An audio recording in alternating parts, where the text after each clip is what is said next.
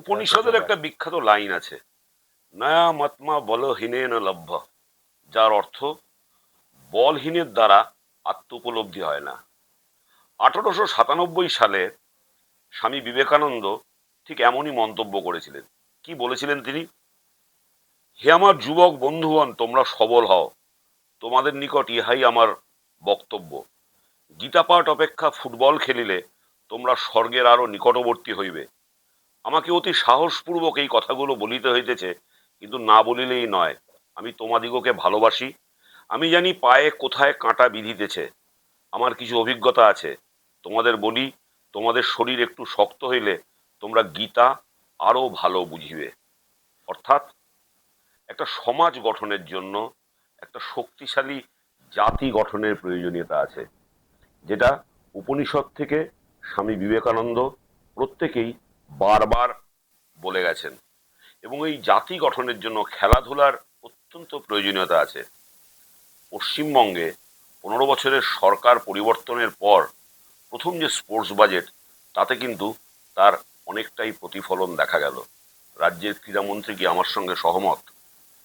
দেখুন, যে আজকে যে বাজেট দেখতে পাচ্ছেন সেখানে ক্রীড়া যা দীর্ঘদিন ধরে অবহেলিত ছিল, যা যা দীর্ঘদিন ধরে আমাদের ছেলে মেয়েরা ডিপ্রাইভ ছিল, বঞ্চিত ছিল, তো সেই সকল বঞ্চনার আজকে অবসান হয়েছে। এবং স্পোর্টস ইউনিভার্সিটি, যা পশ্চিমবঙ্গের ক্ষেত্রে এক ইতিহাস, পশ্চিমবঙ্গের আমরা প্রথমবার স্পোর্টস ইউনিভার্সিটি দেখতে পাবো।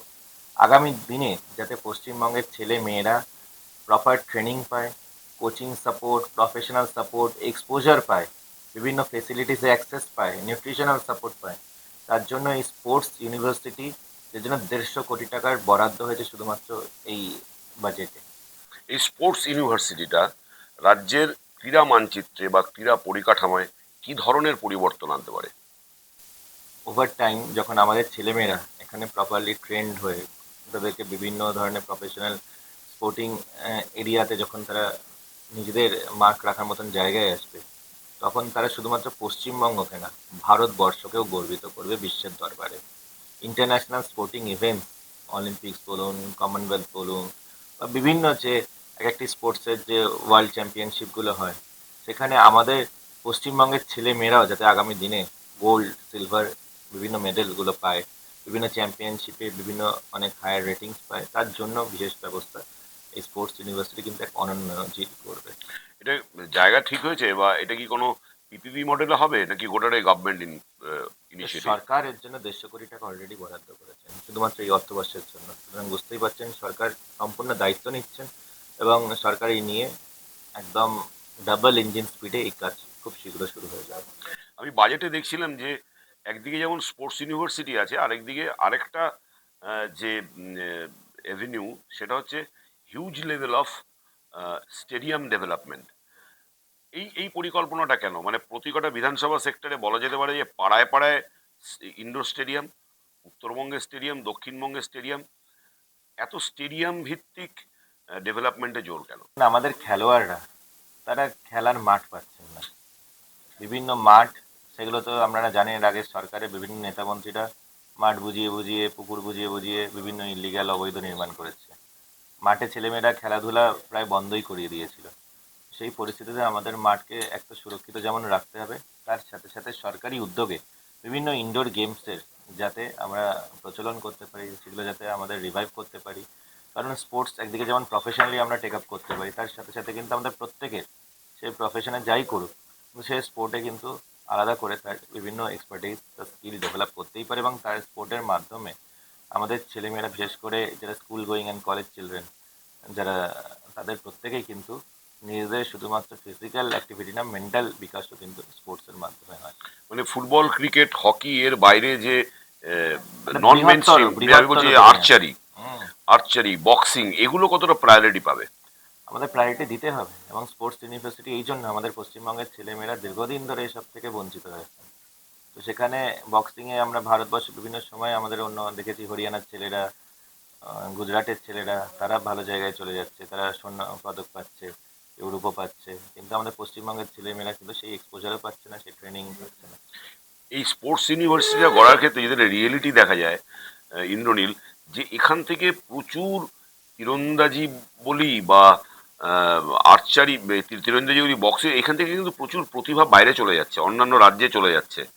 এই যে প্রতিভার পরিযায়ী। পরিযায়ী হয়ে যাচ্ছে, এটা তুমি আগেও বলেছিলে, এটাকে কি অ্যাড্রেস করা যাবে? আমরা দীর্ঘদিন ধরে যেমন দেখেছি আমাদের যুব সমাজ চাকরির জন্য পরিযায়ী হয়ে গেছে, তেমনি আমাদের খেলোয়াড়রা পরিযায়ী হয়ে গেছিল। এর আগে সরকারের যে অবহেলা, তার ফল হয়েছিল আমাদের খেলোয়াড়রা পরিযায়ী হয়ে গেছিল। সন্তোষ ট্রফি খেলতে কাউকে উত্তরপ্রদেশ যেতে হচ্ছে, টেবিল টেনিস খেলতে ত্রিপুরা যেতে হচ্ছিল, হকি খেলতে উড়িষ্যা যেতে হচ্ছিল। এই যে পরিস্থিতি, আমাদের বাংলার পশ্চিমবঙ্গের কৃতি সন্তানরা যদি পরিযায়ী হয়ে যায় তাহলে পশ্চিমবঙ্গে থাকবে কারা? এখন যেভাবে ভয় আউট হয়েছে, ভরসাহীন হয়েছে, সেক্ষেত্রে আমাদের বিশেষ ফোকাস আছে যে আমাদের যুব সমাজকে যাতে আমরা রিটেন করতে পারি, তাদের জন্য অপরচুনিটিস করতে পারি। একদিকে যেমন বিভিন্ন বিনিয়োগ, বিভিন্ন চাকরি, সরকারি বেসরকারি সব আনতে পারি, তার সাথে সাথে কিন্তু আমাদের ক্রীড়াক্ষেত্র, বিশেষ করে যেখানে যেখানে যুব সমাজের বিশেষ একটা আশা থাকে, বিশেষ ভরসা থাকে, সেই স্পোর্টসের ডাইমেনশনকেও কিন্তু আমরা বিশেষভাবে তার উন্নয়ন দরকার, যাতে আমাদের ছেলেমেয়েরা খেলাধুলা করার জন্য বা কোনো প্রফেশনাল স্পোর্টিং কেরিয়ারের জন্য অন্য রাজ্যে যেতে না হয়। আর একটা খুব ইম্পর্টেন্ট জিনিস আছে যে ন্যাশনালি যে পার্টিসিপেট করছে এরকম ক্লাবগুলোকে 1 কোটি টাকা দেওয়া হবে। এটা কি শুধুমাত্র ফুটবলের ক্ষেত্রেই, নাকি অন্যান্য হকি বা ইত্যাদি ক্ষেত্র প্রযোজ্য থাকবে? দেখুন, এই নিয়ে ডিটেলড আমরা পলিসিও দিয়ে দেবো, যার মাধ্যমে যে সকল ক্লাবগুলো দীর্ঘদিন ধরে পশ্চিমবঙ্গকে গর্বিত করেছে জাতীয় স্তরে, ইভেন আন্তর্জাতিক স্তরেও খেলতে গেছে, ভারতবর্ষকে রিপ্রেজেন্ট করেছে। আমরা দেখেছি যে এশিয়ান যে ফুটবল মানে বিভিন্ন যে ক্লাবদের যে চ্যাম্পিয়নশিপ হবে, এফসি চ্যাম্পিয়নশিপগুলো, সেখানেও আমাদের বিভিন্ন টিমগুলো অনেক ক্ষেত্রে তারা পার্টিসিপেট করেছে, তারা ভালো স্কোরও করেছে, ভালো রেটিংস পেয়েছে। আবার অনেক ক্ষেত্রে অন্যান্য ডাইমেনশনেও যারা কাজ করেছে, অন্য ডিসিপ্লিনের স্পোর্টসে, তারাও করেছে। তো এরকম যারা বিভিন্ন যে ক্লাবস আছে, তাদেরকেও আমরা, তারা দীর্ঘদিন ধরে স্পোর্টসটাকে বাঁচিয়ে রেখেছে পশ্চিমবঙ্গে, তারা পশ্চিমবঙ্গকে গর্বিত করেছে, বাঙালিকে গর্বিত করেছে। তো তাদের পাশে সরকারও আছে, এবং তারা চেষ্টা করবেন সরকার এবং তার সাথে সাথে বিভিন্ন যে স্পোর্টস ক্লাবগুলো আছে, তারা সকলে মিলে আগামী প্রজন্মের কথা ভেবে এই ডিসিশন নেওয়া হয়েছে। আমার লাস্ট প্রশ্ন, তুমি খুব সাফল্যের সাথে অঙ্ক মেডিসিনের ডাক্তারি করছো, ক্যান্সার পেশেন্টদের প্রতিদিন তুমি ট্রিট করছো। বাংলার ক্রীড়াক্ষেত্র ক্যান্সার কতটা ডিপ রুটেড, এবং এটা কি ক্যান্সার মুক্ত করা সম্ভব হবে? দেখুন, বাংলার ক্রীড়াক্ষেত্রে যেটা হয়েছে, দীর্ঘদিন বঞ্চনা হয়েছে আমাদের খেলোয়াড়, তারা বঞ্চিত থেকেছে। তো বঞ্চনা মুক্ত করতে হবে। আমাদের খেলার ময়দানে রাজনীতি চলতো, তো খেলার ময়দানে খেলা হবে, রাজনীতির ময়দানে রাজনীতি হবে। সুতরাং খেলার ময়দানগুলোকে রাজনীতি মুক্ত করতে হবে। আর বিভিন্ন ক্লাব বা বিভিন্ন অ্যাসোসিয়েশনগুলো যেভাবে বিভিন্নভাবে রাজনৈতিক সিন্ডিকেট, রাজনৈতিক পৃষ্ঠপোষকতার মাধ্যমে স্পোর্টস এথিক্স ভায়োলেট করে বিভিন্নভাবে অসাধু চক্র চালিয়েছিল, সেগুলো থেকেও আমাদের এটা মানুষ দায়িত্ব দিয়েছে, সেগুলো থেকে আমাদের পশ্চিমবঙ্গের খেলোয়াড়দেরকে বাঁচাতে হবে, মানে যাতে তারা ক্রীড়াক্ষেত্র ক্যান্সার মুক্ত হবে?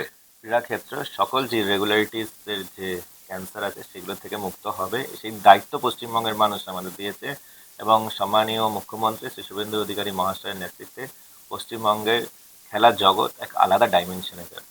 Thank you very much Indra, thank you very much. ধন্যবাদ।